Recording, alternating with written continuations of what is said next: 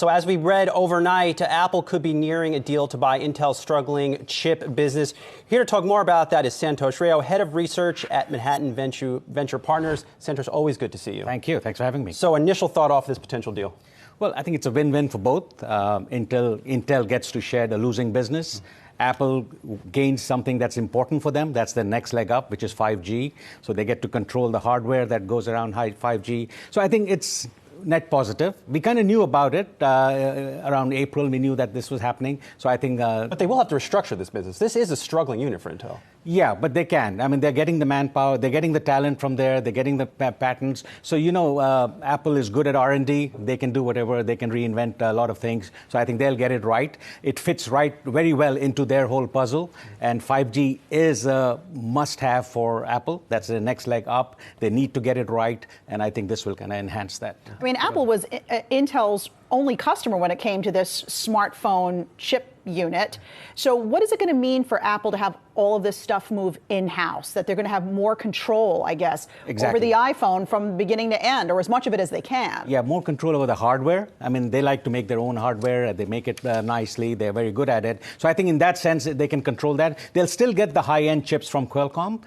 They have this deal after the settlement for 2 years at least. They need to buy that. And they will. And meanwhile, they will develop their own also. So I think overall, it's a step in the right direction.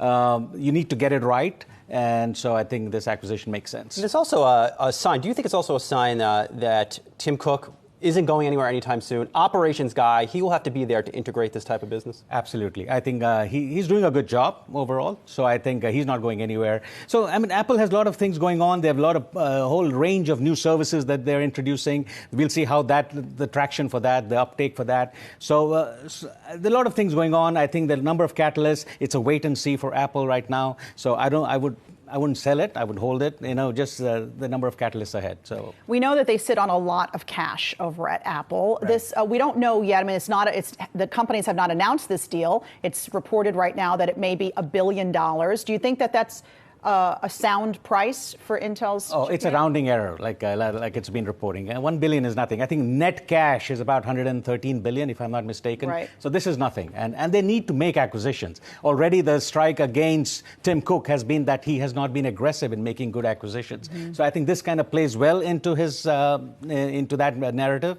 So he needs to make acquisitions. He needs to move forward. The iPhone days are over, the traditional iPhone days. So he needs to get the non-iPhone revenues up much more at a much faster clip. So I think that's important. Santosh, for the average layperson out there, is this the catalyst that would send Apple stock up another 20% over the next year?